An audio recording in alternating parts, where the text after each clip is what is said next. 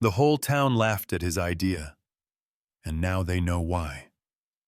An aging veteran in a red and black buffalo plaid jacket moved to a frozen edge of Fairbanks, Alaska, just trying to survive one more brutal winter. With him was his loyal German shepherd, the only soul who never doubted him. While neighbors mocked the strange stone bed he built inside his cabin, his dog lay quietly beside it, night after night. Then the cold came harder than anyone remembered. Fires died, wood ran out, and families began to freeze. But inside that small cabin, something impossible was happening. What this veteran built didn't just keep him alive. It exposed a truth the town had ignored for generations and changed how they faced winter forever. Before we dive in, tell us where you're watching from. Drop your city, state, or country in the comments below. It's always incredible to see how far these stories travel. Winter settled over Fairbanks like a verdict already decided. The air brittle, the sky pale and hard, every breath carrying the quiet threat of pain.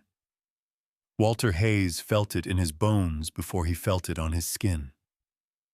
At 68, his body had become a ledger of old winters and older wars, each ache an entry written decades ago and never erased. His back curved slightly forward, not from weakness, but from habit, the unconscious posture of a man who had spent years bracing against wind, recoil, and responsibility. His face was long and angular, cheekbones sharp beneath weathered skin the color of old leather. His jaw permanently shadowed by gray stubble, he shaved only when it annoyed him enough. Deep lines framed his mouth, not from smiling, but from holding words back. His eyes, steel blue, steady, unblinking, had the calm of someone who had already seen what panic looked like and refused to live there again. Over everything, like a uniform he had never taken off, hung his thick red and black buffalo plaid flannel jacket, faded at the elbows, heavy with years, worn not for warmth alone but for memory. It was the same pattern he had worn the winter he came home from the war, the same jacket he had refused to replace, as if discarding it would mean admitting that some parts of him were finished. At his side moved Ranger, a 6-year-old German shepherd with a broad chest and a silver-black coat that caught the weak daylight like frost on steel. Ranger's ears stood tall and alert, though the tips bent slightly inward from an old injury, giving him a look of permanent vigilance softened by loyalty. His muzzle had begun to gray early, not from age but from stress, the kind absorbed by animals who learned too soon that their job was to watch, to guard, to stay awake when others slept. Ranger's amber eyes rarely left Walter for long. When they did, they scanned the tree line, the cabin walls, the frozen ground, as if winter itself were something that might sneak closer if ignored. He walked close to Walter's left leg, close enough that their steps often fell into rhythm, man and dog moving like a unit trained long ago. The cabin sat at the ragged edge of Fairbanks, where the plowed roads thinned into packed snow and then into nothing at all. It was small, hand-built, practical, the kind of place meant to be survived in rather than admired. Logs chinked with clay and moss formed walls already groaning under the cold. Smoke leaked faintly from the chimney even during the day, because the fire inside never truly rested. That was the rule everyone followed. In Fairbanks, you fed the fire or the cold fed on you. There was no third option. Inside, the air smelled of pine smoke and damp wool. Sarah Hayes moved slowly across the floor, her steps careful, measured, as if sudden motion might anger the cold pressing against the walls. She was 62, tall and thin, with narrow shoulders and hands that showed every vein beneath pale skin. Her hair, once a soft chestnut, had faded into a muted gray she wore pulled back into a loose knot that always came undone by evening. Her face was gentle but tired, her eyes a soft brown that held concern even in moments of rest. Sarah had been strong once in a different way than Walter strong, in patience, in endurance, in knowing how to wait for storms to pass, but this winter had worn her down faster than she admitted. A persistent cough lived in her chest now, dry and rattling, worse at night when the temperature dropped and the air grew sharp enough to cut. She dismissed it as nothing, always nothing, but Walter heard it in the dark and counted the seconds between breaths like he once counted artillery rounds. Their grandchildren, Emily and Jack, slept close together on a pallet near the hearth. Emily was 9, small for her age, with straight blonde hair that refused to hold braids and skin so fair it flushed pink even indoors. She had inherited Sarah's quiet nature, watching more than speaking, absorbing tension like cold air. Jack, 7, was all sharp elbows and restless energy, dark-haired and stubborn, with Walter's eyes and none of his restraint. At night, though, bravado melted away. Jack curled inward, fingers white with cold even beneath blankets, his breaths shallow when the fire dimmed. Ranger often lay at their feet, his body turned outward, back to the children, facing the room as if daring the cold to try something. Walter watched the woodpile shrink day by day. Each log he split felt heavier than the last, not in weight but in meaning. He had cut 8 cords already, more than most men his age could manage, and still the fire demanded more. The routine gnawed at him, gnawed at. Wake before dawn. Feed the fire. Warm hands. Let the room climb briefly toward comfort. Watch the heat fade by midnight. Rise again in the dark. Feed the fire. Repeat. It reminded him too much of patrols, of nights when sleep came in fragments and warmth was temporary. Back then, he had accepted it because there was no choice. Now he refused. People noticed what he was planning before he said a word. Walter began hauling river stones instead of extra firewood, stacking them beside the cabin with care that suggested purpose. He measured, scratched lines in the dirt, stared at the interior of the cabin like a man mapping an unfamiliar battlefield. Ranger followed every movement, nose pressed to cold stone, tail low, sensing change. That was when the laughter started. Neighbors slowed their trucks when they passed. Someone shouted a joke about Walter building a tomb instead of a home. At the general store, Samuel Hutchins spoke loudly enough for others to hear. Hutchins was in his early 50s, broad-shouldered, thick-armed, his beard dark and full, shot through with silver. He carried himself with the confidence of a man who had built things that lasted and believed that longevity equaled correctness. 25 years as the town's most trusted mason had made his opinions law in all but name. "You don't sleep on stone in this cold," he said, shaking his head. "You build a proper fire and you respect it. Anything else is asking for trouble." Walter said nothing. He had learned long ago that arguments wasted energy better spent preparing. At night, when the fire burned low and Sarah's cough echoed softly in the dark, he lay awake staring at the ceiling, replaying memories of warmth that lasted, of heat that stayed even after the flames were gone. He remembered structures overseas, stone and earth holding warmth long after sunset. He remembered nights when survival came from understanding systems rather than fighting them. The war had taught him many things, but the most important was this: you don't outmuscle an environment that doesn't care about you. You outthink it. Ranger sensed the tension in him. The dog pressed closer at night, warm and solid, a living reminder that responsibility didn't end when exhaustion set in.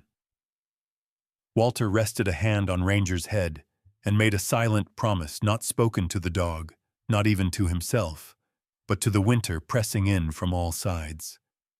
This winter would not take more than it deserved, not from Sarah, not from the children, not from him, and certainly not from the firewood stacked outside like a countdown clock.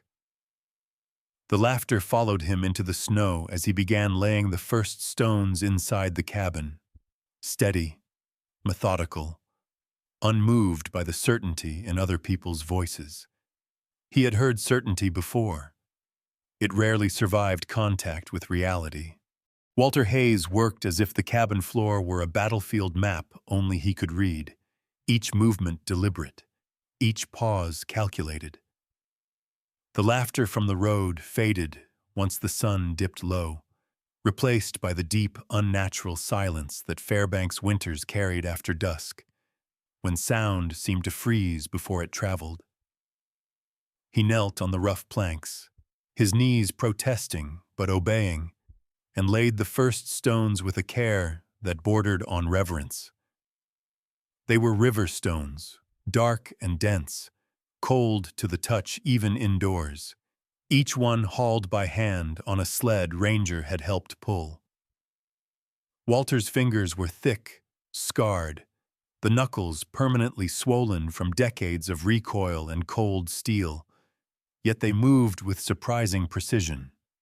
He chalked lines across the floor, straight and unforgiving, marking where the firebox would sit low against the north wall, where the flue would bend, snake, turn back on itself. It looked wrong to anyone passing the doorway, wrong in the way new ideas always did when they threatened old habits. Ranger watched from the threshold, his body coiled but calm, head tilting slightly whenever Walter paused to measure again. The dog was built for cold, double-coated, powerful, resilient, but even Ranger had begun to curl tighter at night, nose tucked beneath tail. When Walter lifted another stone, Ranger rose without command and braced the sled rope with his teeth, leaning back with practiced strength. His breath steamed in short bursts, eyes bright, ears alert to the creak of wood and the distant groan of trees contracting in the cold. There was no confusion in him, no doubt. Ranger accepted the work the way he accepted storms, as something that happened, something you faced beside your pack. Sarah hovered near the stove, arms folded across her narrow chest, watching the stones accumulate into something that no longer looked accidental. In the low light, her face seemed sharper, cheekbones standing out beneath pale skin stretched thin by exhaustion. She had always been tall and spare, but this winter had carved more away from her, leaving a fragility she tried to hide beneath calm movements and soft words.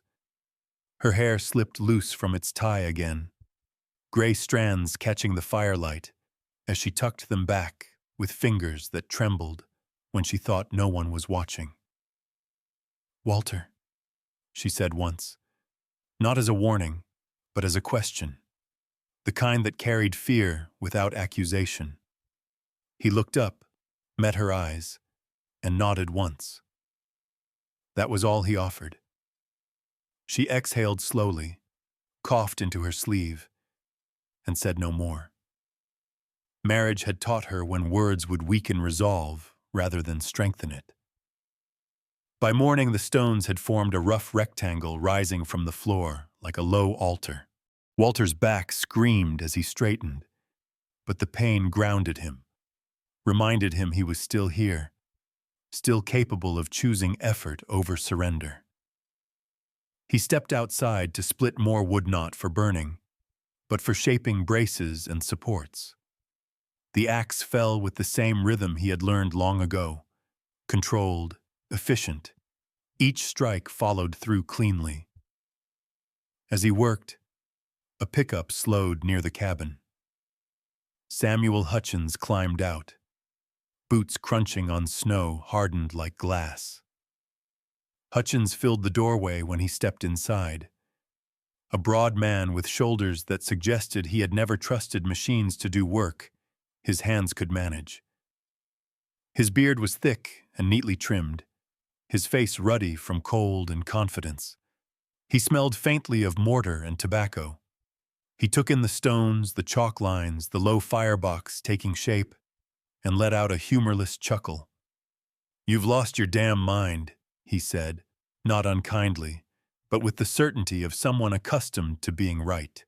He crouched, rapped a knuckle against one of the stones. "You trap heat like this, you trap smoke. You sleep on it, you cook yourself. Clay cracks, stone shifts. I've seen cabins burn for less foolishness than this." Walter wiped his hands on his jeans and stood. He was shorter than Hutchins, leaner, but there was something immovable in the way he held himself, chin level, eyes steady. "Fireplaces waste heat," he said. His voice was calm, almost gentle, the way it had been when giving orders meant to keep men alive. "Most of it goes straight up the chimney. I'm keeping it." Hutchins snorted. "Heat rises," he said. "That's physics." "So is storage," Walter replied. "So is mass." The words hung between them like frost. Hutchins straightened, irritation flashing across his face before settling into something closer to concern. "You're risking your family," he said, quieter now. "I don't want to hear about this cabin after winter's done."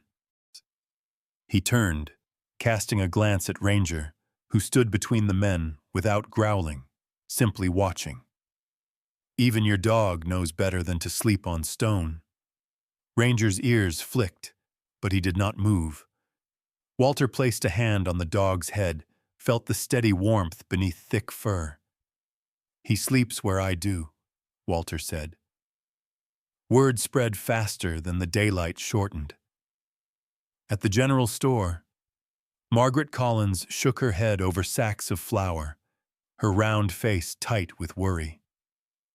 She was a stout woman in her late 40s, hair always pinned too tight, the kind who believed survival depended on doing things the way they'd always been done. "That old soldier's building a coffin," she said to anyone who listened. At the post office, Robert Klein laughed outright, a rangy man with a perpetual grin and hands scarred from traps and tools. "Let him," he said. "Cold teaches lessons better than people do." Even a few of the veterans Walter occasionally drank with avoided his eyes, uncomfortable with a reminder that endurance did not always look like suffering. Inside the cabin, construction continued. Walter built the flue path low and winding, forcing hot gases to travel through stone instead of fleeing upward.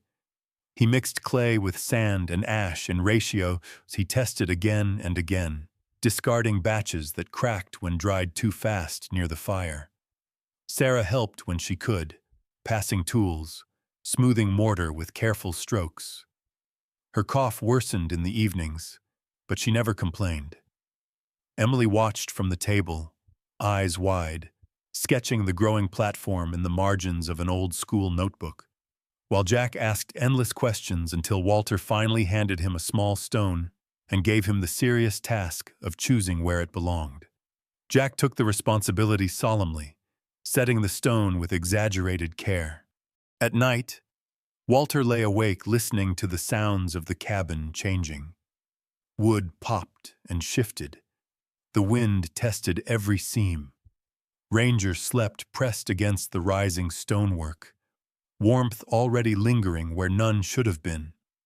Walter ran numbers through his head the way he once ran routes and distances, calculating heat loss, timing burns, imagining mornings that did not begin with ice in the water bucket.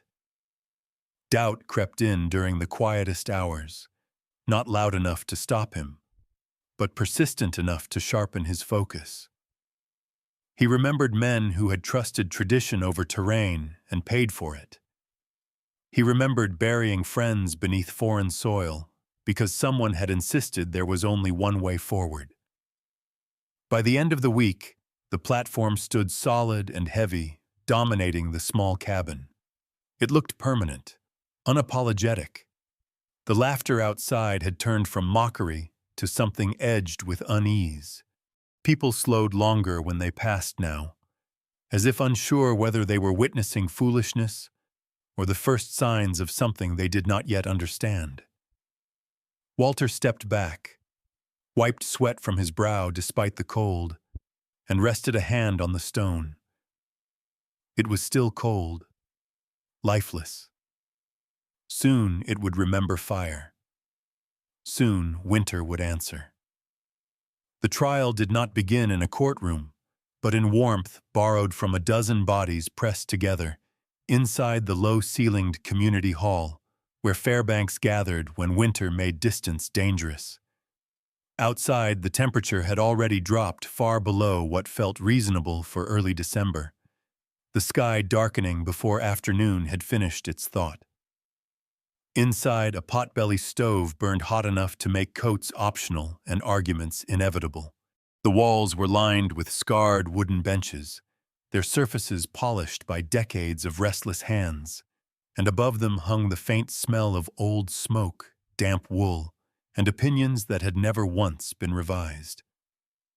Walter Hayes entered quietly, the red and black buffalo plaid flannel unmistakable among muted browns and grays. He did not remove it. He stood near the door, shoulders relaxed, posture straight in that peculiar way of men who had learned long ago that stillness could be a form of readiness. Ranger followed at his heel and settled just inside the threshold, a solid presence of muscle and fur, ears upright, eyes tracking movement with unblinking patience. The dog's size alone commanded space. His calm demanded respect. Sarah walked in moments later, moving more slowly than she would have liked, her tall, slender frame seeming even more delicate under the hall's harsh lantern light. Her pale skin looked almost translucent against the dark collar of her coat, and the persistent cough she tried to suppress rattled softly in her chest as she sat. She folded her hands in her lap, long fingers clasped tight, and kept her eyes on Walter, not the room. Years of marriage had taught her that this was not a night for interruption, only endurance.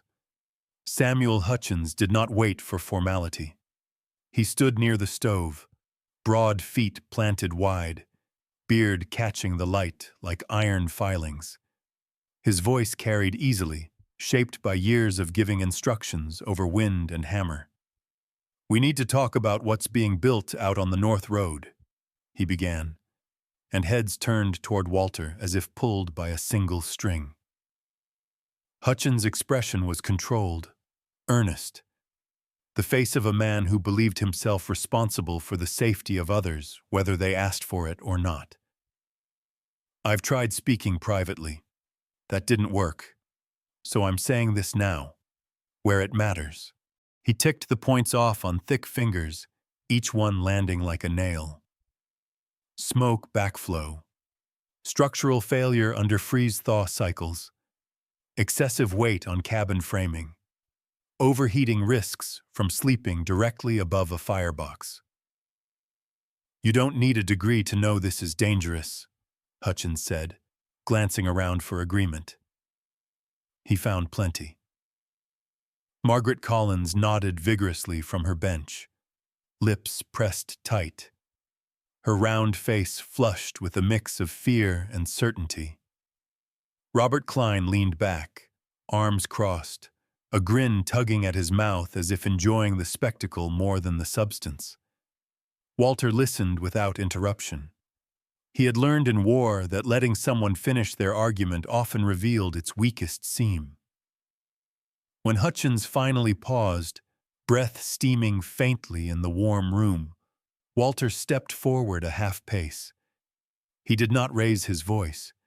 He did not remove his jacket. You're right about the risks, he said, and the admission rippled through the hall, surprising enough to quiet a few murmurs. If it were built carelessly. He explained then, not as a challenge but as a report. He spoke of flue length and draft calculations, of added chimney height to compensate for horizontal runs, of clean-out ports placed at every turn to prevent ash buildup. He described the clay mixture local soil, tested, dried, reheated, designed to flex rather than crack under thermal stress. He talked about insulation layers between the flue channels and the sleeping surface, enough to hold warmth without transferring heat directly. The words were plain, unadorned, spoken the way he once briefed men before patrols, assuming intelligence rather than demanding agreement. Some listened despite themselves. Others bristled. It was not the technical language that unsettled them, but the implication beneath it. That survival might not require suffering as proof of worth. That the cold they endured each winter was not an immutable law, but a problem poorly solved out of habit. A man near the back, Daniel Pritchard, barely past 20, lean and sharp-faced, pride still new enough to bruise, easily spoke up with the heat of youth. My father survived winters worse than this, with a plain fireplace and grit, he said. You don't beat winter by hiding from it. Walter met his gaze, seeing not arrogance but fear wearing a mask. You don't beat winter by pretending it cares about your pride, he replied. You beat it by staying alive. A low growl vibrated through the room, subtle but unmistakable. Ranger had risen to his feet, body angled toward Daniel, eyes steady, tail still. It was not aggression, only a boundary drawn. The sound cut the tension cleanly, reminding everyone that this was not just talk. Hutchins shot the dog a sharp look, then waved it off. Control your animal, he said. He is, Walter answered, resting a hand on Ranger's head. The dog sat immediately, the growl gone as if it had never existed. The effect was not lost on the room. The discussion dragged on, looping in circles that felt more emotional than logical. People spoke of tradition, of fathers and grandfathers, of cabins that had stood for decades without such foreign nonsense. The word foreign landed heavier than intended, and Sarah felt it like a bruise. She shifted on the bench, fingers tightening, her cough threatening to surface again. Walter heard it anyway. He heard everything. By the end, no vote was taken, but the verdict was clear. Most believed the system would fail. Some hoped it would fail quietly. A few feared it would fail spectacularly. Hutchins concluded with a final statement, his voice firm but no longer entirely confident. I hope I'm wrong, he said, and for the first time that night, it sounded true. But if something goes bad, I don't want anyone saying they weren't warned. As the crowd dispersed into the dark, boots crunching over snow hardened like stone, Walter remained where he was for a moment, letting the noise fade. Sarah stood beside him, pale hand slipping into his sleeve. Whatever happens, she said softly, we face it together. Her voice trembled, but her eyes did not. Outside, the cold hit like a wall. Ranger stepped ahead, breaking the wind, glancing back once to ensure they followed. Walter looked up at the sky, at stars sharp enough to cut, and felt the weight of judgment settle without bending him.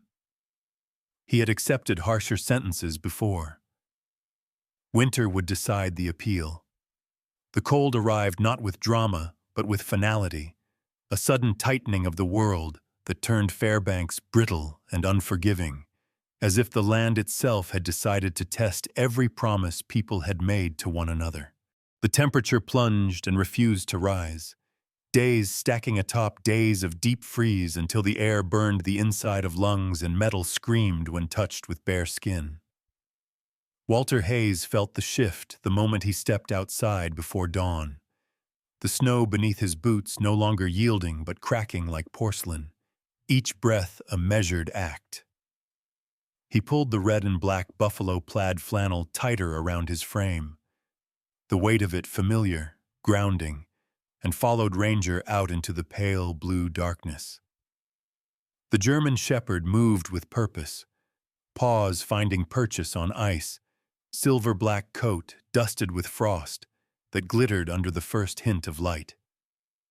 Ranger was 6, strong and disciplined, but even he carried the cold differently now, shoulders hunching slightly, tail lower, instincts sharpened by a winter that felt older than memory.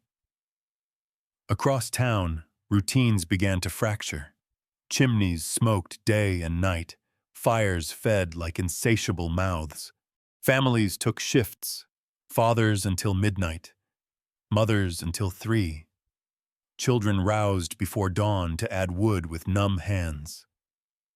Faces grew hollow, eyes rimmed red not just from cold, but from the steady erosion of sleep.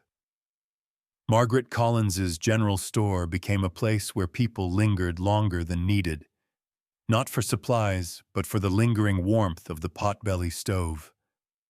She herself looked smaller somehow behind the counter, her once rosy cheeks dulled, her certainty shaken by the speed with which shelves of firewood emptied. Robert Klein stopped laughing. Daniel Pritchard's bravado thinned, his jaw tight as he spoke of nights spent awake, listening to the fire die. At the Hayes cabin, the stone platform had begun to wake. Walter lit the fire carefully in the low firebox, not roaring, not dramatic, feeding it with patience rather than desperation. Heat slid into the stone the way water seeps into earth, slow but inevitable. Sarah watched from her chair, wrapped in a wool shawl that made her appear even taller and thinner, her pale skin warmed by the firelight into something almost luminous. Her hair had slipped free again, gray strands catching light as she leaned forward, curiosity overtaking fear. When she placed her hand on the stone hours later, she drew in a breath, not from pain, but surprise. It was warm, deeply warm, the kind that did not sting but soothed. Her cough eased that night, not gone but quieter, as if her chest finally recognized the difference between heat that flickers and heat that stays. The children slept on the platform for the first time without argument. Emily traced patterns in the smooth clay surface with one finger, eyes wide, while Jack declared it the best bed in Alaska before falling asleep faster than he had in weeks. Ranger chose the edge closest to the door, body pressed against the stone, ears flicking at distant sounds, content in a way that surprised even Walter. When the fire died down near midnight, Walter did not rise. He lay still, listening. The cabin held its breath, and then did not exhale.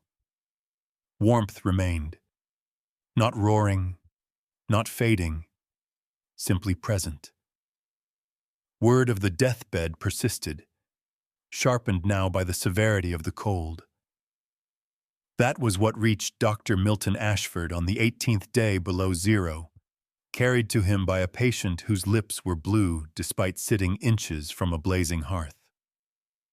Ashford was in his late 40s, tall and spare, his frame almost academic in its narrowness, shoulders stooped not from age but from years of leaning over the sick. His hair had retreated from his forehead early, leaving a smooth expanse above eyes that missed little. He wore wire-rimmed spectacles perpetually smudged at the edges, and his coat, though well-made, always looked one winter short of adequate. Trained back east, practical to the point of skepticism, Ashford believed in measurement over rumor. When he heard that Walter Hayes was sleeping his family atop a stone contraption while others froze, he expected tragedy waiting politely to be confirmed. He rode out to the cabin in late afternoon, breath frosting his scarf, horse moving carefully over ice-polished ground. The sight of the place did nothing to reassure him. Smoke from the chimney was thin, almost lazy, nothing like the furious columns he had seen elsewhere. He knocked once, then again, gloved hand already numbing. When the door opened, warmth spilled out in a wave that made him blink, the sudden contrast almost dizzying. It was not the sharp blast of overheated air, but a steady, enveloping warmth, the kind that seemed to come from every surface at once. Walter stood aside without comment, his lined face unreadable. Inside, Ashford paused, taking in details with a clinician's eye. Sarah moved across the room in a simple cotton dress, no shawl, her movements unhurried. Her skin held color he had not seen on her in months. Emily sat cross-legged on the stone platform reading, cheeks flushed with health, while Jack sprawled nearby, sleeves rolled up, an act of rebellion unthinkable in other homes that week. Ranger lay near the door, eyes half-lidded, tail thumping once in acknowledgement before settling again. The firebox held a modest bed of coals, no roaring flames, no frantic consumption. Ashford removed his gloves slowly, almost reverently, and reached for his thermometer. He placed it on a shelf away from the fire, waited, checked again, then frowned slightly. He moved it closer to the center of the room, then nearer the door. Each reading told the same quiet story. Comfortable. Not just survivable. Comfortable. "When was the fire last fed?" he asked, voice careful. Walter glanced toward the window, judging light. 2 hours ago, he said. "I'll add more near sunset." Ashford said nothing at first. He stepped closer to the platform and placed his hand on the stone, then another, then moved along its length. The warmth was consistent, gentle, like sun-warmed rock in summer, not the punishing heat Hutchins had warned of. He straightened slowly, spectacles catching the light.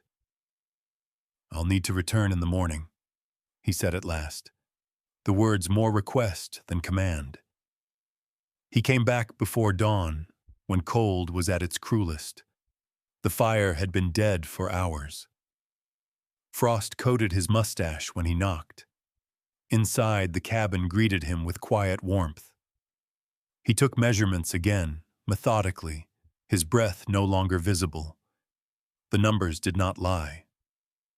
Near the platform, the temperature hovered well above what any standard fireplace could sustain overnight.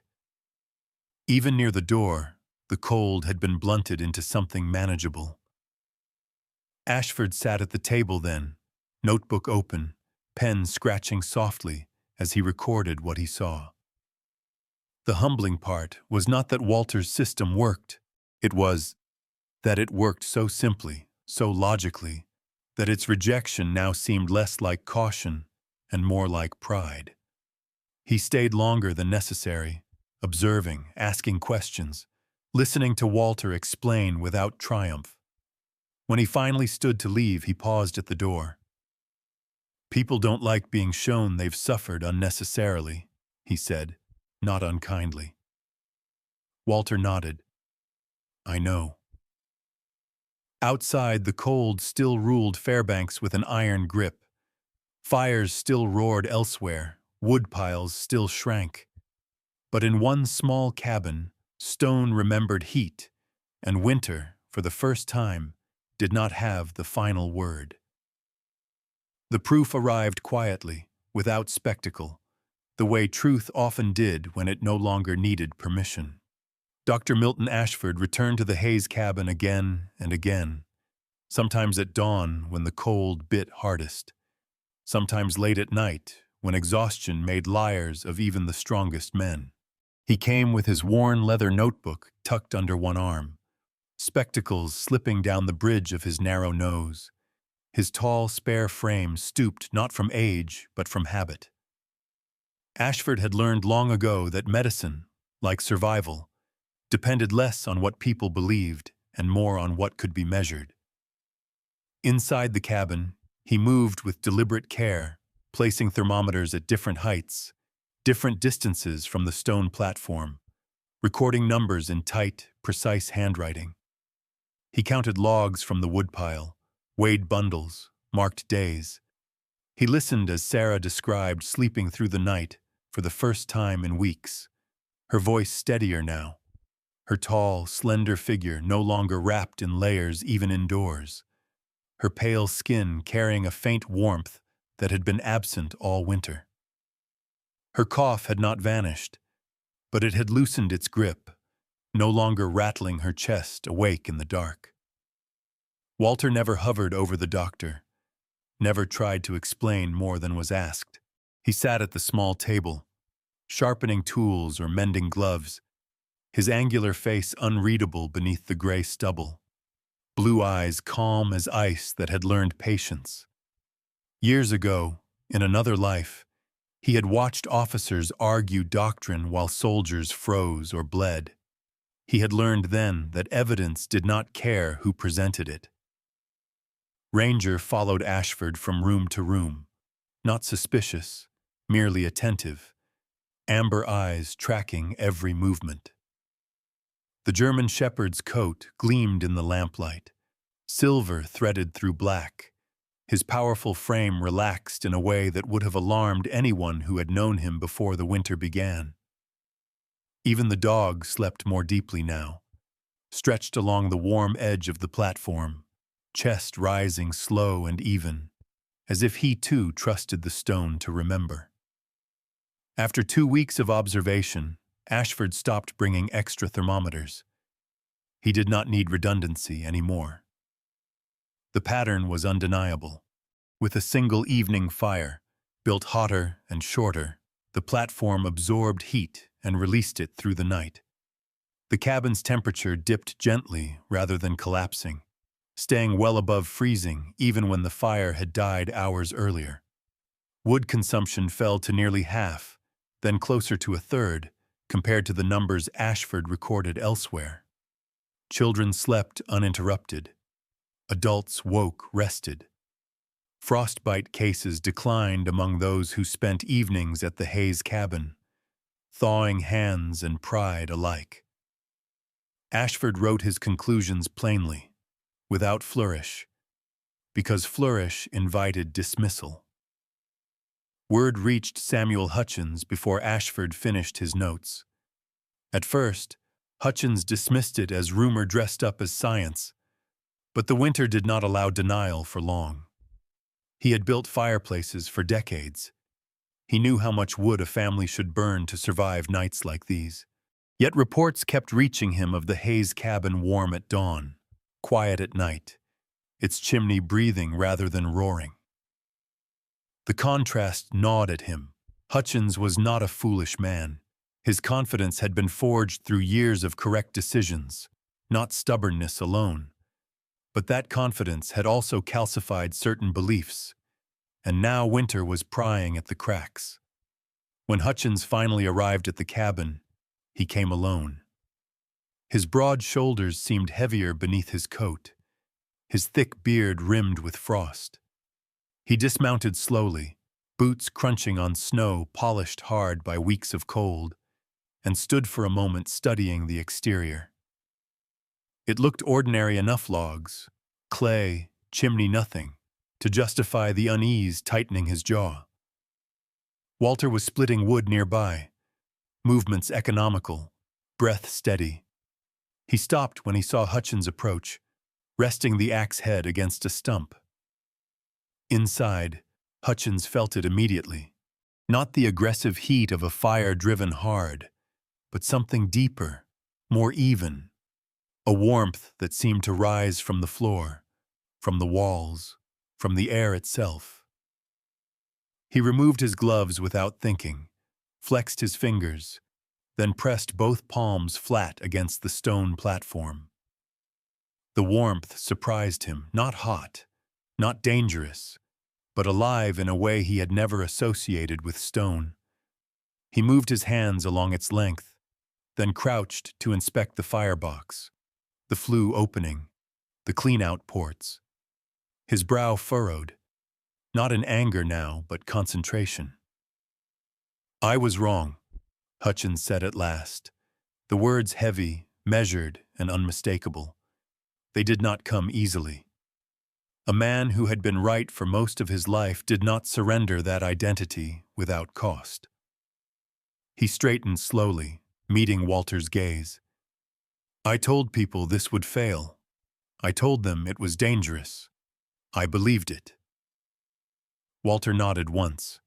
He did not smile. Victory held no appeal when it arrived, carried on suffering he wished no one had endured. Hutchins gestured toward the platform. "I understand draft. I understand fire. But I never learned to think of stone as storage. I thought heat that didn't rise was wasted." He exhaled, breath fogging the warm air. "Turns out I was the one wasting it." The admission traveled faster than the original laughter ever had. In a town shaped by weather and reputation, a respected man confessing error mattered more than charts or notebooks. By the end of the week, Robert Klein appeared at the cabin with questions instead of jokes, his rangy frame hunched against the cold, grin replaced by earnest curiosity. Margaret Collins sent her nephew to ask about clay mixtures, pride swallowing fear one mouthful at a time. Even Daniel Pritchard came, eyes downcast, shoulders tight, asking how thick the stone needed to be, his earlier bravado buried beneath exhaustion and humility. Walter answered everyone the same way, patiently, precisely, without judgment.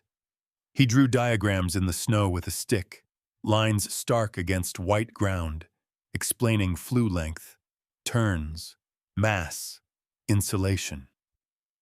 He did not charge for knowledge. He did not patent ideas. He shared because winter had taught him something war already had. Hoarded advantage saved no one when the environment was the enemy. Ranger accompanied these lessons like a silent sentinel, tail wagging softly when visitors approached with respect, ears flattening slightly when old mockery threatened to resurface. The dog seemed to understand that this, too, was a kind of guarding-keeping arrogance at bay. By late winter, the laughter had transformed into something else entirely. Houses along the North Road sprouted stone benches, thickened hearths, experimental flue paths. Not every attempt succeeded at first. Some cracked, some smoked, some required adjustment. Walter and Hutchins worked together on a few, their partnership quiet but effective, Hutchins' experience now complemented by new understanding. The cold did not relent, but its dominion weakened. Fires burned less fiercely. Woodpiles shrank more slowly.